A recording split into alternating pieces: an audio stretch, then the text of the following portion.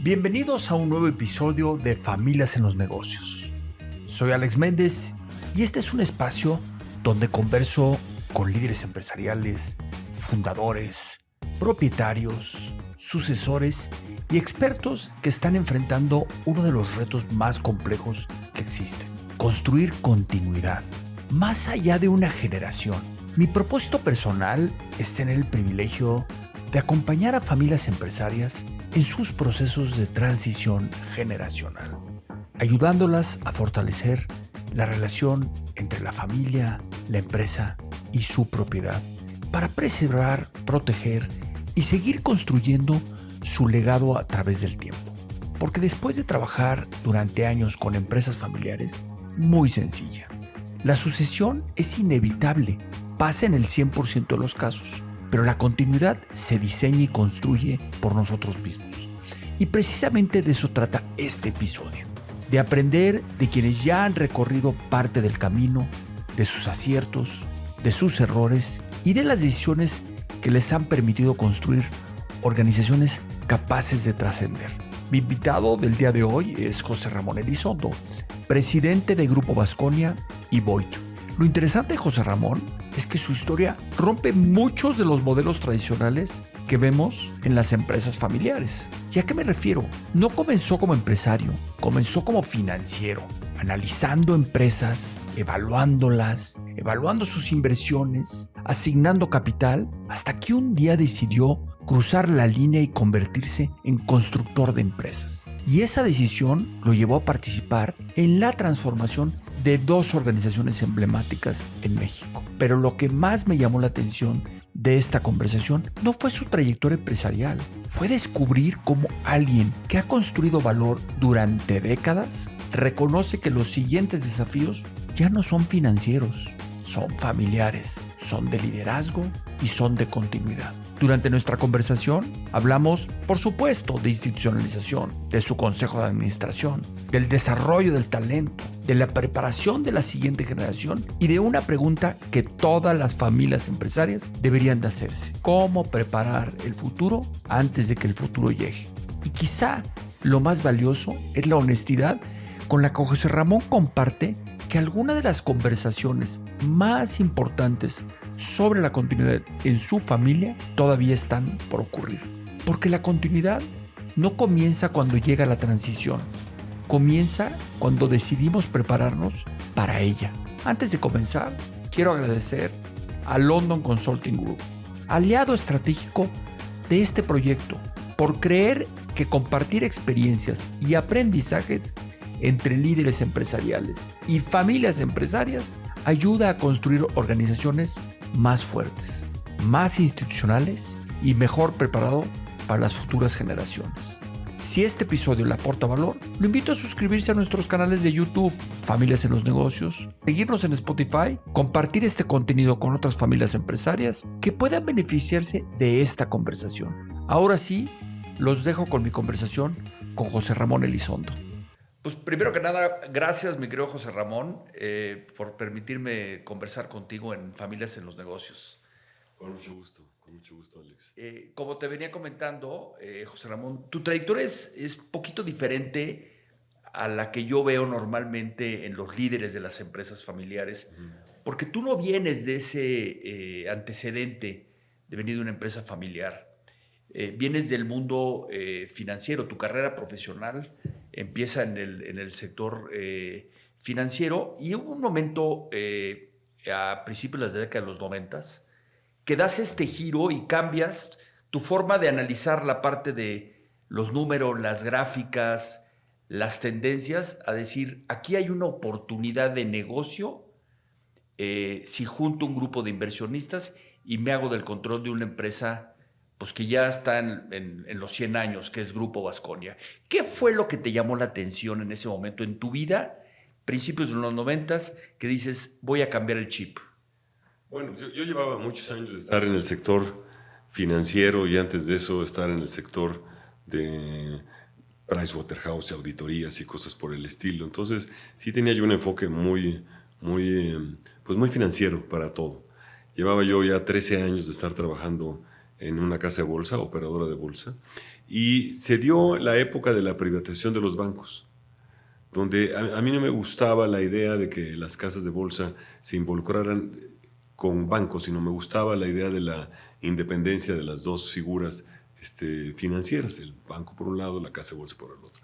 Y en esa coyuntura donde se vino la privatización de los bancos en México, es que yo me pregunté si quería yo seguir en el sector financiero ahora en un banco o prefería yo hacer algo diferente. Y como llevaba yo varios años de estar trabajando en constituir grupos de inversionistas para adquirir empresas o adquirir proyectos, dije, bueno, pues ¿por qué no me paso yo ahora del otro lado de la moneda y me convierto yo ahora en empresario, en inversionista, ¿no? Decía yo, en pasarme al mundo real, del mundo de las finanzas y de ver las cosas pues por arriba, como las ve muchas veces un banquero de inversión, a penetrar en la operación del día con día, que pues, se ve muy fácil cuando la ves desde afuera. Cuando la ves desde adentro, pues sí es otra historia, ¿verdad? Y ahí es que decido salirme del sector financiero y emprender la aventura que fue Baskonia. En este devenir de, hijo, ya prácticamente van a ser pues, casi 40 años. Correcto. De esta historia. ¿Cuáles fueron los principales aprendizajes que tuviste cuando cambias del chip de inversionista, analista, al operador de negocios? El primer aprendizaje es de que el pasto del vecino siempre está más verde. Porque uno piensa, cuando lo veía yo desde el punto de vista de banquero de inversión, que la parte operativa pues era muy obvia, ¿no? Hay que subir las ventas, bajar los costos, bajar los gastos y santo remedio, ¿no? Eso es lo que hay que hacer. Cuando te pasas al mundo real, que le digo yo, que es verdaderamente operar y a tener la problemática de todos los días en una empresa, pues empiezas a vivir una realidad muy diferente, ¿no? Empiezas a vivir el mundo del empresario que está todos los días debatiéndose con miles de variables. Y bueno, pues uno de mis aprendizajes fue ese. El pasto del vecino siempre está más verde, pero no necesariamente es más verde, ¿verdad? Ha sido una experiencia muy grata al final del día, o sea, con ires y venires, pero una muy buena experiencia. ¿Qué otra? Pues yo creo que otra es no meterte en negocios que no conozcas. Yo creo que una de las grandes lecciones que yo he aprendido es no meterte en negocios que no conozcas o entiendas o alcances a ver con claridad. Pero yo creo que tu observación es interesante porque probablemente no lo conoces, pero sí lo entiendes. Sí le encuentras la cuadratura al círculo. ¿O crees? ¿No? Bueno, le vas encontrando, sí. Porque como tú bien dices, hay muchas variables en los negocios. Hay que recordar, para los que nos escuchan, que a principios de los 90 también estaba empezando el Tratado de Libre Comercio. Correcto, sí. En aquella época. Entonces, veníamos de un mercado protegido mexicano a la internacionalización de un mercado en donde empiezas a competir pues, a niveles diferentes. Sí. ¿No? Entonces, pues las variables van cambiando muchísimo. Y en este inter, José Ramón, pues también decides, junto con un mutuo amigo que ya no está con nosotros, pues incursionar en otro negocio que probablemente también entendiste, que es el de Voith, el de los balones, y ahorita que estamos en la época del Mundial, pues también hay mucho a colación.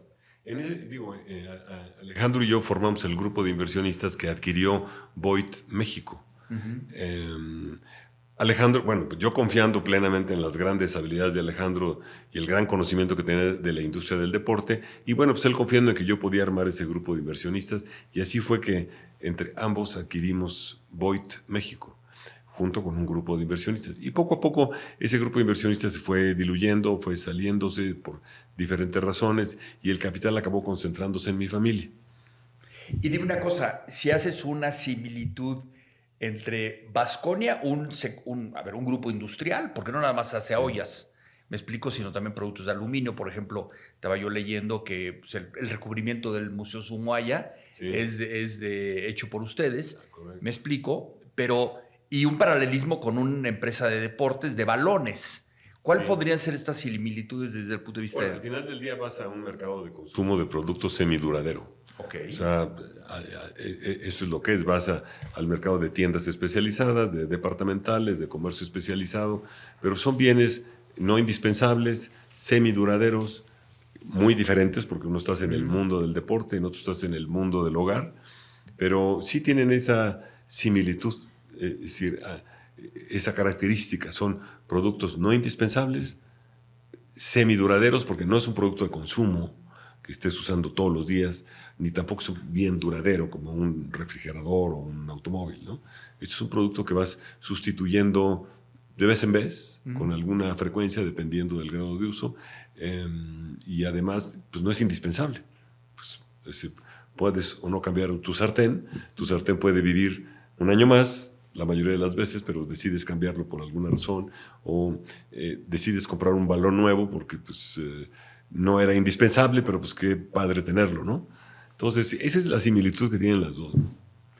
Y en el transcurso de los años, José Ramón, pues ha ido evolucionando a que, como tú bien decías ahorita, el control y la propiedad de Voit está realmente en tu grupo familiar, Ajá. ¿no?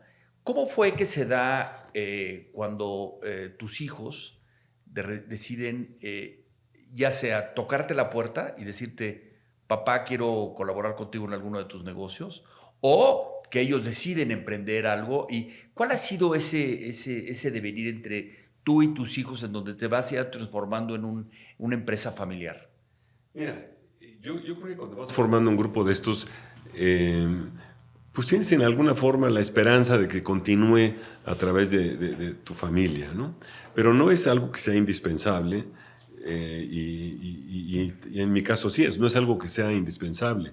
Es una idea medio romántica, ¿no? Que es, oye, pues esto es para la siguiente generación, pero los negocios han cambiado tanto que yo creo que ya no hay que pensar así. Ahora bien, si se da el caso de que tus hijos les gusta el negocio, tienen las habilidades necesarias para manejarlo y tú estás en posibilidad de encauzarlos en esa dirección, pues qué bueno, ¿no? Y hay que ir, es algo que hay que ir pues trabajando, ¿no? Pero con mucha apertura a que no sea así. Yo creo que empeñarse en que así sea, es decir, este negocio debería de pasar a mis hijos porque pues ya lleva 3 generaciones con la familia. Creo que el mundo ha cambiado tanto que eso ya es una regla que no necesariamente es la mejor, ¿no? En mi caso, se ha dado la buena fortuna de que a mis hijos les ha gustado el negocio y parece que tienen las habilidades para conducirlos. Entonces, pues están muy bien encaminados a ir tomando más y más protagonismo en su manejo, ¿no? ¿Cómo es que se da esa primera conversación? Porque uno de tus hijos está en el grupo Vasconia y el otro día está en el grupo Void. ¿Cómo es que se da ese detonante de conversación? Es interesante, son 2 casos muy diferentes. José Carlos el mayor quería ser cineasta, entonces él se fue a Estados Unidos a vivir, estudió cine, después trabajó en la industria del cine en Estados Unidos y después se casó y empezó a enfrentarse a la problemática del mundo real. Del mundo real, estudió una maestría. Aprovechando su experiencia en el mundo del cine, se enfocó en la maestría a las áreas de mercadotecnia y dentro de las áreas de mercadotecnia, casualmente, con algún enfoque en la industria del deporte. Cuando él decide regresar a vivir a México, me dice, oye, pues me encantaría entrarle a Voit en alguna forma. Y bueno, había la oportunidad de que en ese momento no teníamos responsable comercial en Voit, y entró como responsable comercial sin ninguna experiencia previa en ventas, pero sí con una madurez profesional pues muy sólida. Y empezó a hacer muy buen papel. Al muy poco tiempo de eso, el director general de Voit recibe una oferta muy importante que decide aceptar. Y entonces el mismo director me dice, no busques a un director general, dale oportunidad a José Carlos porque te va a sorprender. Y pues sí, esa es la realidad. José Carlos muy rápidamente brincó de estar en Estados Unidos emprendiendo en el mundo del cine a convertirse en director general de Voit. En el curso de pues, menos de un año pasó eso. Entonces, pero ha hecho un gran papel. La verdad es de que tiene un enfoque muy interesante. Él es un muchacho bicultural porque vivió muchos años en Estados Unidos y entonces está haciendo un trabajo de relanzamiento de la marca Voit en Estados Unidos, porque Voit es una marca esencialmente norteamericana que se originó en Los Ángeles y él vivió ahí. Entonces quiere hacer un relanzamiento de la marca en el mercado americano. Nunca hemos estado fuera del todo, pero la idea es pues, hacer algo importante, ¿no? Y en eso está. Entonces ha sido la verdad una experiencia muy grata trabajar con él, porque pues imagínate, es algo que me llena de orgullo por un lado y por otro lado de satisfacción de ver que lo está haciendo bien. Entonces, pues eso es el caso de José Carlos, ¿no? Ok. El caso de Fernando es muy diferente porque Fernando estudió ingeniería industrial. Entonces es alguien que por definición estaría interesado en una empresa industrial, ¿no? Y él empezó desde muy chico a trabajar con nosotros. Empezó trabajando en la empresa de fabricación de lámina de aluminio. Ahí estuvo un muy buen rato, 4 o 5 años trabajando. Después se fue de maestría, a estudiar una maestría a Northwestern, y cuando regresa de la maestría, me dice, me interesaría empezar a trabajar el tema de e-commerce en Baskonia. Y bueno, pues él traía toda esa escuela y todo ese aprendizaje de Northwestern, que es una universidad muy metida en los temas mercadológicos, y arrancó el área de comercio electrónico de Baskonia. Aunque viene de una estructura mental de ingeniero industrial. Sí, pero hizo una maestría en administración y entonces, pues, y además tenía experiencia industrial porque estuvo en Almexa en la parte industrial, ¿no? Pero hizo una maestría en administración con enfoque también en el área de mercadotecnia y entonces dijo, quiero intentar en Baskonia implementar el tema de e-commerce. Y lo empezó a hacer muy bien y se abrió la vacante de director comercial y quien estaba de director general en aquel entonces en Baskonia me sugirió, me dijo, pues ¿por qué no jalamos a Fernando? Pues, está muy joven, pero pues, tiene pues, las habilidades y el carisma y la inteligencia para manejar el área comercial de Baskonia. Y ahí está desde entonces y lo ha hecho muy bien. Y también es un caso muy diferente del de José Carlos, también pues muy agradable porque pues a los dos los veo muy frecuentemente por razones de trabajo y pues ahí vamos. Pero pues yo creo que son cosas que pasan, no es algo que yo haya perseguido.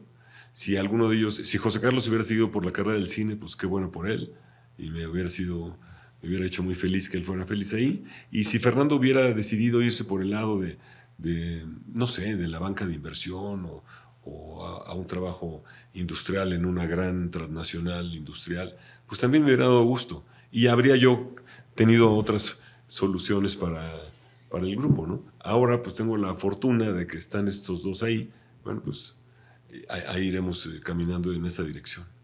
Pero déjame retar un poquito tu concepto. O sea, yo creo que sí fuiste preparando a tus hijos para este camino, porque por un lado ambos trabajaban de jóvenes en tus negocios, ¿no?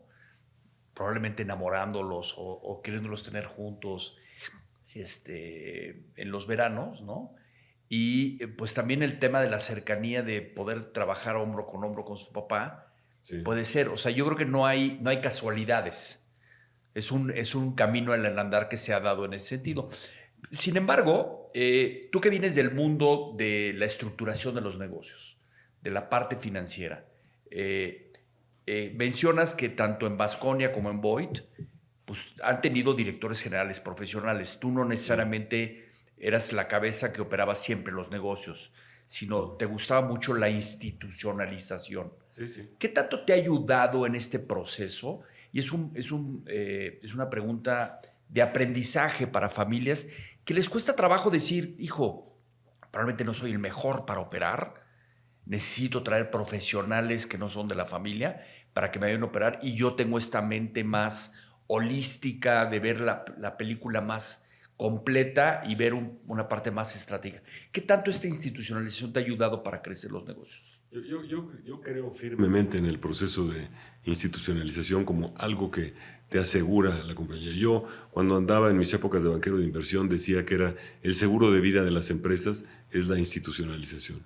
Es lo que te permite garantizar, hasta donde se puede garantizar, la sobrevivencia en el tiempo de una compañía. Porque alimentarte, por un lado, a nivel de consejo, de visiones diferentes y de puntos de vista y de experiencias diferentes, alimentarte de eso como directivo, por un lado, y por el otro, tener un cuerpo directivo, un cuerpo de gente que esté, tu primer círculo de gente muy capaz, aunque no sean tus hijos, aunque no sean tus sobrinos, sino que sean gente muy capaz, yo creo que esa es una obligación también.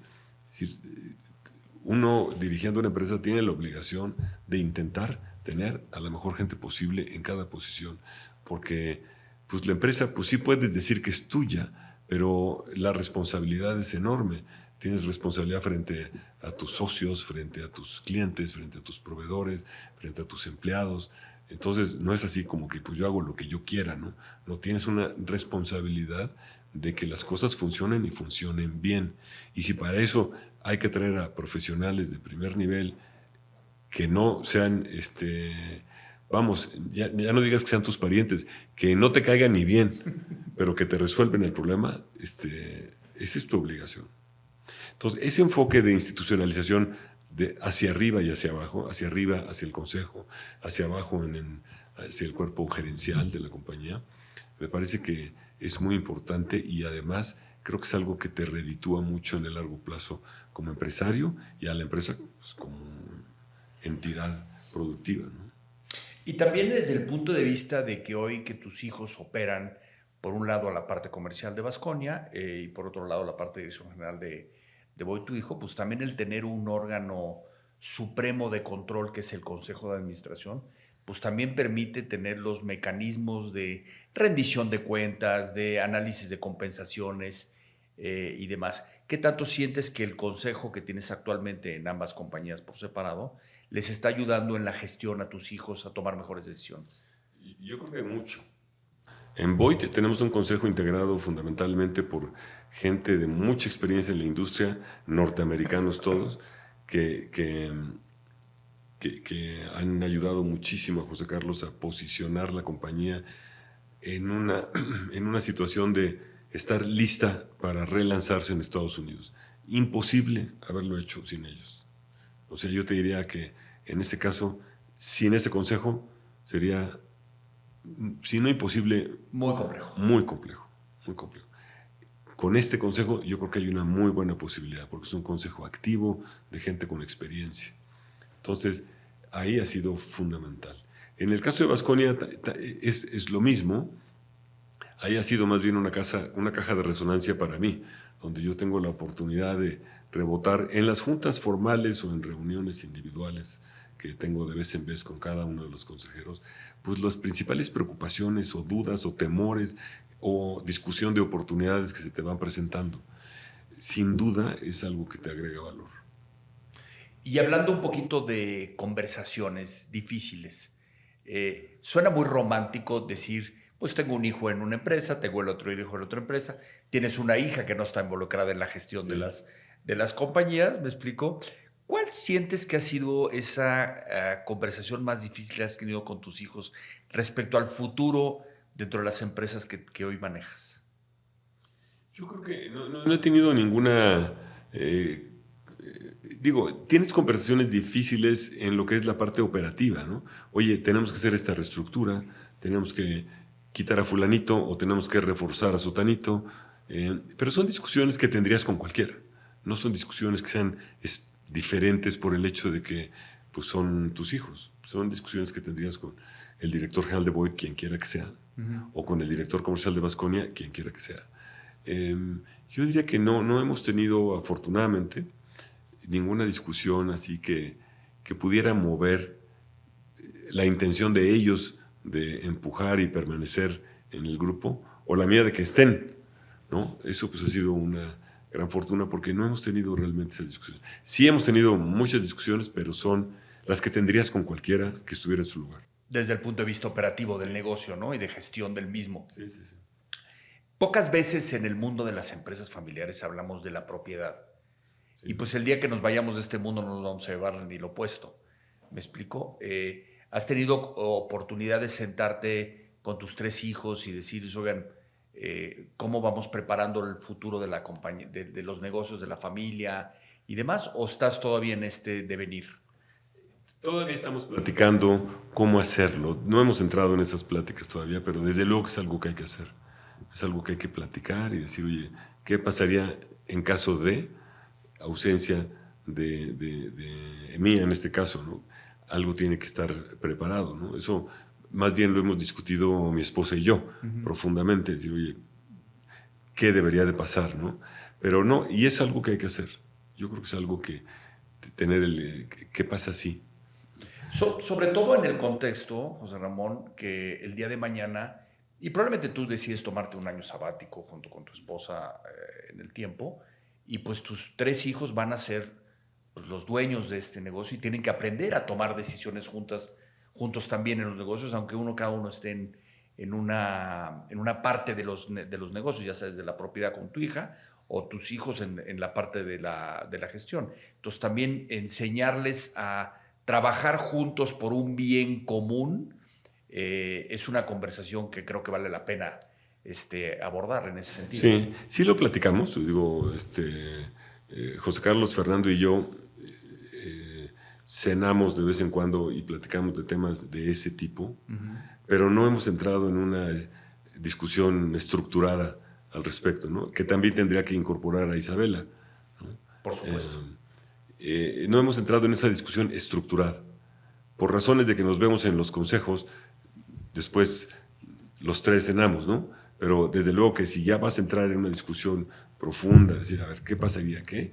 Pues obviamente pues, todos tendrían que estar incluidos, inclusive Isabela, que tiene su propio negocio, ¿no? ¿Qué negocio tiene tu hija? Tiene un negocio de flores. Ok. Es un negocio de organización de eventos. Y entonces también tiene este espíritu emprendedor ahí en su DNA. De todas. Es la más brava de todos.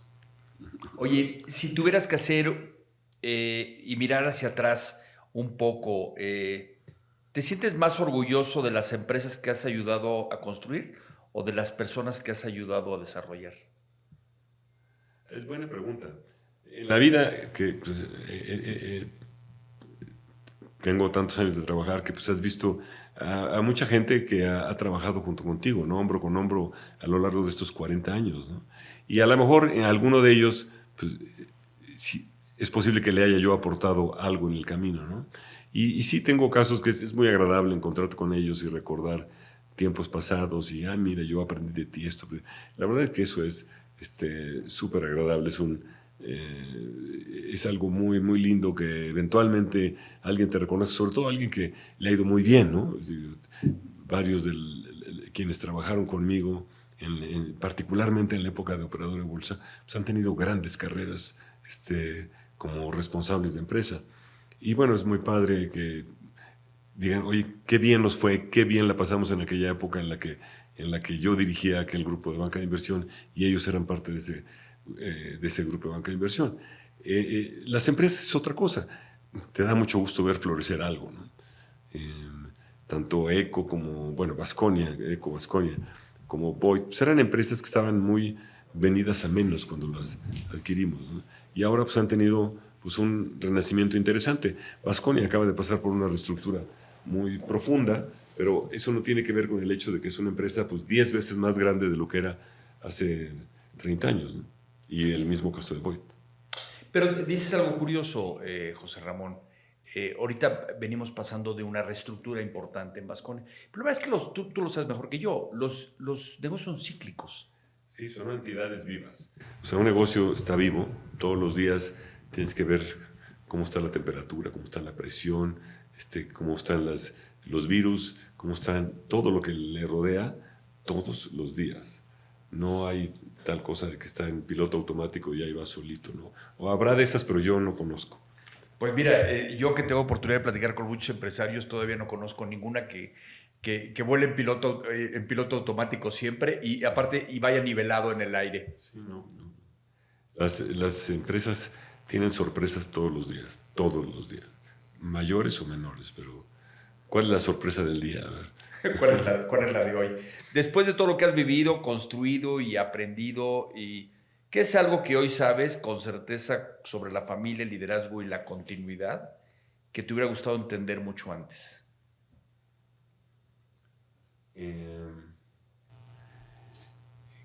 Esta, yo creo que esta lección de, por ahí hay ese dicho de contrata despacio y despide rápido. Yo creo que es algo que pude haber hecho mejor. Contratar más despacio y deshacerte de gente incompetente más rápido. Esa es una gran lección pero ya, eso trato de que alguien más lo aprenda porque pues yo ya no me sirve de mucho. Uno sigue aprendiendo en la vida. Yo creo que no puedes, y sobre todo en un mercado como el actual, tienes que ser muy, muy dinámico en la forma en la que estás manejando un equipo y construir un muy buen equipo de gente, ¿no? Ese es lo más importante. Y yo creo que es lo más difícil, construir un muy buen equipo de gente y motivarlo y hacerlo jalar en la dirección que quieres. Yo creo que ese es el reto más importante que tiene cualquier líder, ¿no? Sacar lo mejor de tu gente. Al final del día, las empresas salen y entran por la puerta todos los días, porque las empresas son su gente. Puedes tener máquinas de lo que tú quieras, pero si no hay gente que las maneje, no pasa nada, ¿no? Entonces, yo creo que el trabajo del líder es ese, ¿no? Tener la mejor gente, deshacerse de la gente tóxica o incompetente pronto, retener a la gente buena, desarrollarla. Ese es el gran reto. Y pienso que eso es lo más difícil. ¿Cuáles son estas conversaciones que te quedan pendientes todavía hoy desde el punto de vista familiar, empresarial, construyendo hacia el futuro? Esto que decíamos hace rato, de decir, oye, pasemos de una conversación casual y de una cena informal donde pues más o menos platicamos el futuro de las compañías, a hacer una discusión estructurada y metodológica de lo que sigue. Porque yo creo que eso es algo que yo tengo que hacer. Más o menos pienso cómo lo voy a hacer. Hay que tener el tiempo y dedicárselo, porque son cosas que requieren de tiempo, ¿no? Y oye, a ver, quienes participamos en esto, tenemos que entender los negocios y entender cuáles son sus avenidas hacia el futuro y cómo se conduce ahí, ¿no? Para que en el caso de que el líder ya no esté o ya no quiera estar ahí, pues haya quien le dé una continuidad adecuada a todo. Es eso, esa discusión le llamo yo estructurada y documentada de lo que sigue.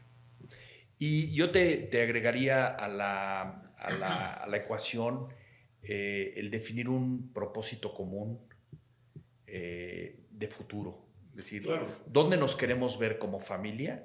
Ya sea una empresa familiar o transformándose en lo que veo yo que se está transformando ustedes, en una familia empresaria. Sí. En donde pues, hoy tienes Void, tienes Baskonia, pero mañana podrías tener otras cosas. O no tener estas dos y estar tanto transformándote como familia empresaria en otros negocios, pero con un propósito y un fin común. Sí, esta es una discusión que requiere tiempo, requiere información, requiere dedicarte a hacerla de manera formal, estructurada, con un formato que verdaderamente le dé cuerpo, ¿no?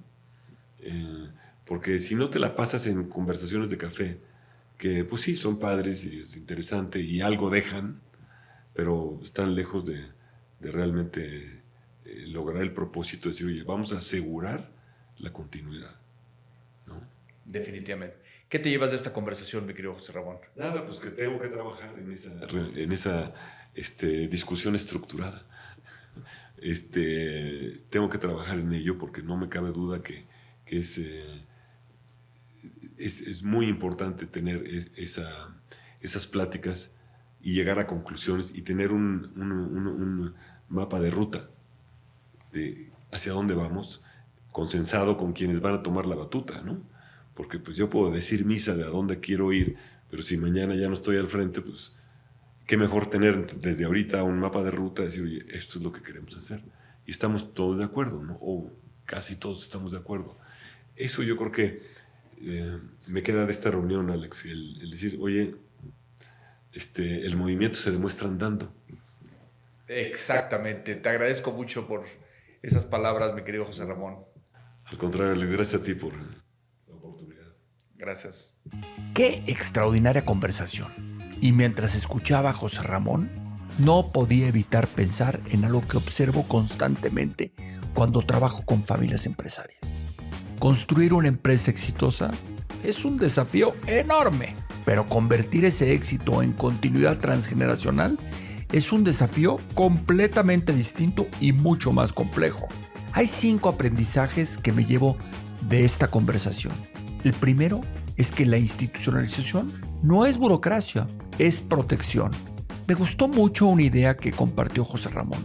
La institucionalización es el seguro de vida de una empresa. Y creo que resume perfectamente por qué los consejos de administración, los equipos profesionales y los sistemas de gobierno son tan importantes. Porque ayudan a que la organización dependa menos de una sola persona y más de una institución. El segundo aprendizaje es que los hijos no deben heredar posiciones, deben desarrollar capacidades. Escuchar cómo sus hijos construyeron trayectorias propias antes de asumir responsabilidades dentro de los negocios familiares nos recuerda una lección importante. Las familias exitosas no preparan herederos, preparan líderes, preparan propietarios responsables, preparan custodios del legado. Tercer aprendizaje es la importancia de rodearse de personas extraordinarias.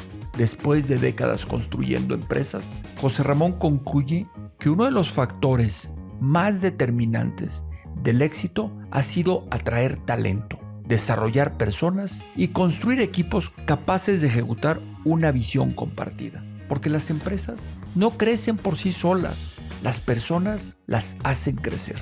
El cuarto aprendizaje es el valor de un buen consejo de administración. Cuando los consejos están bien diseñados, no solamente supervisan, desafían, amplían perspectivas, ayudan a anticipar riesgos, y contribuyen a construir futuro. Y el quinto aprendizaje es probablemente el más importante de todos. La continuidad sigue siendo una conversación pendiente y precisamente ahí radica la grandeza de esta entrevista. Porque José Ramón tiene la humildad de reconocer que aún existen conversaciones importantes por tener respecto al futuro de la propiedad, el liderazgo y la continuidad familiar. Y creo que esa es una lección extraordinaria, valiosa para todas las familias empresarias. No importa qué tan grande sea la empresa, ni cuánto venda. No importa cuántos años tenga de historia. No importa qué tan preparados parezcan los hijos. Siempre llega un momento en el que la continuidad deja de ser una conversación informal y debe convertirse en un proceso deliberado. Y aquí me gustaría rescatar una frase que resume gran parte de nuestra conversación. Las empresas evolucionan naturalmente. Las familias empresarias necesitan trabajar deliberadamente para evolucionar junto con ellas. Y quizá esa sea una de las lecciones más importantes de este episodio. Porque los mayores desafíos de continuidad rara vez son financieros.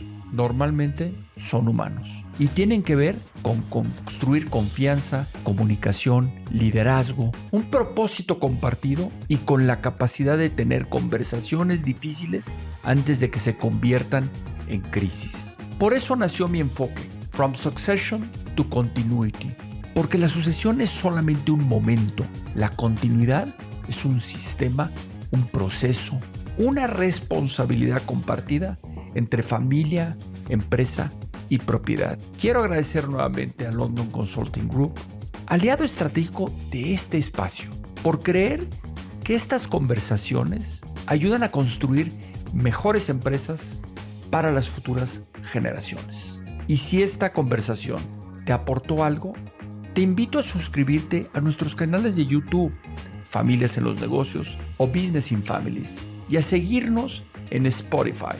Pero más importante aún, me encantaría escuchar de ti. ¿Qué fue lo que más resonó de esta conversación? ¿Qué conversaciones importantes siguen pendientes dentro de tu familia. Y si alguno de los temas que abordamos hoy resuenan con los desafíos que enfrenta tu familia, será un privilegio conversar contigo y explorar juntos cómo construir camino hacia la continuidad. Soy Alex Méndez y recuerda, la sucesión es inevitable, pero la continuidad se diseña. Hasta la próxima. Y hablando de crecimiento real, en London Consulting Group, creemos que la transformación comienza cuando los líderes deciden actuar. Growth Stories, una serie que presenta casos de éxito de líderes que transforman visión y estrategia en acción. Descúbrelo en nuestro canal de YouTube y landing page. Hoy observas, mañana puedes liderar el próximo Growth Story, reimaginando los resultados, redefiniendo el futuro. London Consulting Group.